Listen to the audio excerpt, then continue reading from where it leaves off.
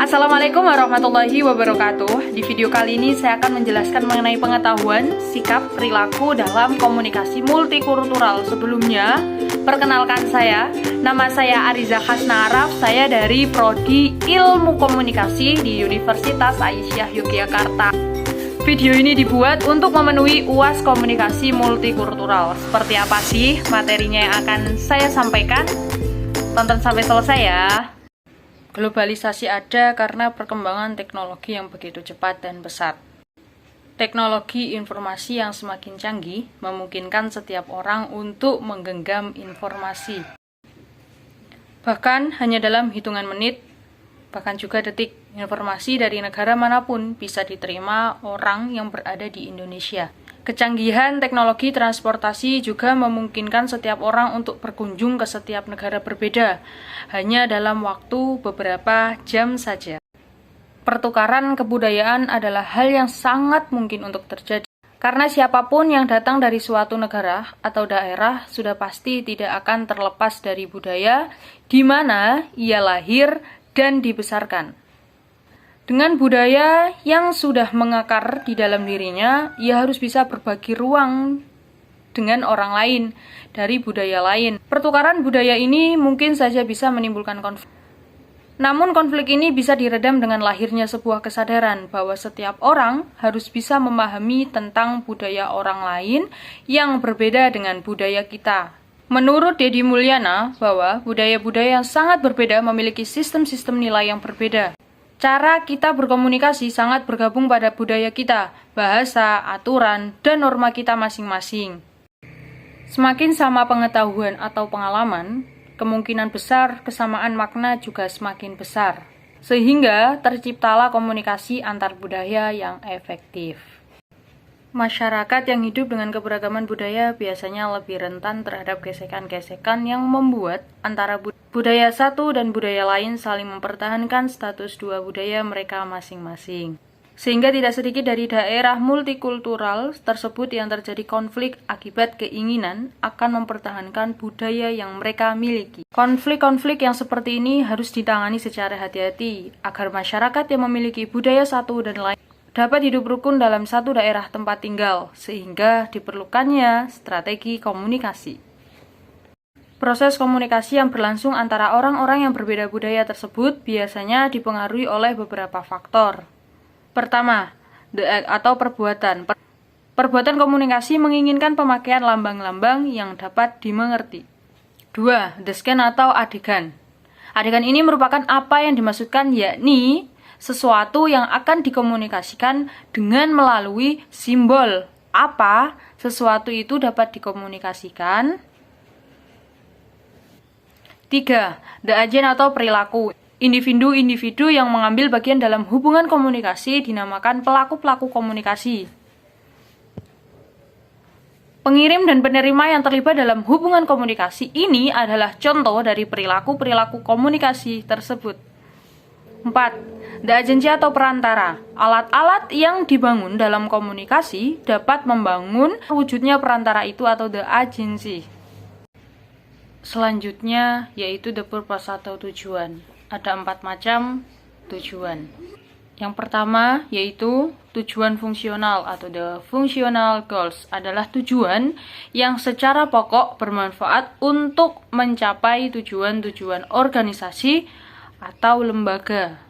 Yang kedua yaitu tujuan manipulasi atau the manipulative goals. Tujuan ini dimaksudkan untuk menggerakkan orang-orang yang mau menerima ide-ide yang disampaikan baik sesuai ataupun tidak dengan nilai dan sikapnya sendiri. Ketiga, tujuan ini bermaksud untuk menciptakan tujuan-tujuan yang bersifat kreatif. Komunikasi ini dipergunakan untuk memungkinkan seseorang mampu mengungkapkan perasaan tadi dalam kenyataan. Dan yang terakhir atau yang keempat yaitu tujuan keyakinan atau the confidence goals. Tujuan ini bermaksud untuk meyakinkan atau mengembangkan keyakinan orang-orang pada lingkungan. Salah satu bagian dari berhasilnya sebuah strategi adalah dengan menggunakan metode komunikasi yang tepat. Menurut Aloh Lillewary ada 3 macam metode utama komunikasi, yakni pertama komunikasi yang informatif, yang kedua yaitu komunikasi persuasif, dan yang ketiga komunikasi koersif. Komunikasi yang informatif, metode komunikasi yang membahas informasi tentang orang, objek, tempat, peristiwa, proses, situasi, kondisi tertentu, dan masalah. Kedua yaitu komunikasi persuasif. Metode komunikasi persuasif ini lebih cepat dan tepat mempengaruhi atau mengubah sikap dan persepsi publik. Yang ketiga yaitu komunikasi koersif. Metode ini menerangkan bahwa untuk mempersuasi seseorang atau sekelompok orang agar mereka berubah sikap, maka komunikator akan mengirimkan pesan dengan cara menekan, memaksa, atau memberikan instruksi, bahkan dengan taktik cuci otak sekalipun. Komunikasi antar budaya terjadi ketika dua atau lebih orang dengan latar belakang budaya yang berbeda. Ketika berinteraksi, proses ini jarang berjalan lancar dan tanpa masalah. Dalam kebanyakan situasi, para pelaku interaksi antar budaya tidak menggunakan bahasa yang sama. Tetapi bahasa dapat dipelajari dan masalah komunikasi yang lebih besar terjadi dalam bentuk verbal maupun non-verbal. Timbulnya konflik komunikasi antar budaya diawali dengan prasangka sosial yang berujung pada perilaku stereotip masyarakat terhadap masyarakat pendatang.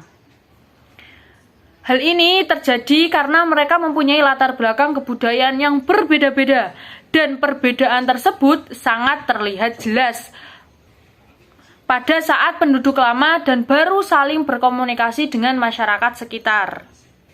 Dalam melakukan komunikasi antar budaya, mereka harus menyesuaikan perilaku yang ada di lingkungan baru. Perilaku nonverbal diantaranya yang dapat dilakukan dengan berusaha menjaga sikap ketika sedang berkomunikasi dengan masyarakat baru, serta tidak melanggar nilai dan norma budaya yang terdapat di tempat baru. Dan harus bisa juga untuk menempatkan diri ketika masyarakat memiliki kegiatan warga dengan cara mengikut sertakan diri ke dalam kegiatan tersebut.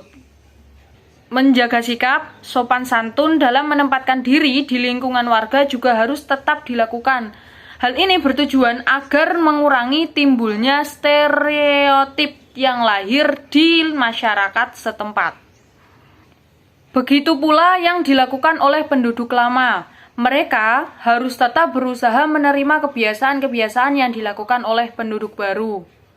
Walaupun itu terkadang tidak sesuai dengan kebudayaan yang ada di tempat. Mereka berusaha saling menghormati kebudayaan masing-masing agar komunikasi antar budaya bisa berjalan dengan kondusif. Sikap bijak masyarakat multikultural dalam menghindari konflik atau perpecahan.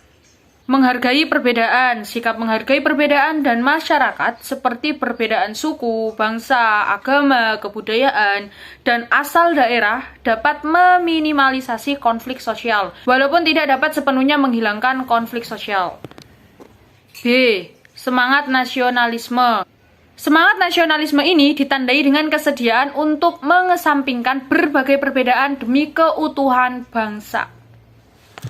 Selanjutnya yaitu toleransi. Sikap toleransi dapat memperkukuh integrasi bangsa yang dilatar belakangi oleh berbagai perbedaan. Dapat dilakukan dengan upaya akomodatif. Upaya akomodatif yaitu upaya untuk menyatukan perbedaan agar salah satu pihak tidak merasa dirugikan. Upaya akomodatif ini dapat dilakukan dengan cara menjunjung pengakuan HAM atau hak asasi manusia, kemudian mengembangkan wawasan kebudayaan, membangun forum komunikasi budaya, memperkenalkan budaya di dunia pendidikan, dan mengadakan pameran kebudayaan. Yang terakhir yaitu empati. Kemampuan untuk merasakan diri seolah-olah dalam keadaan orang lain dan ikut merasakan hal-hal yang dirasakan oleh orang lain. Sekian dari saya, kurang lebihnya mohon maaf yang sebesar-besarnya. Wabillahi taufiq wal hidayah wa ridha wal inayah. Wassalamualaikum warahmatullahi wabarakatuh.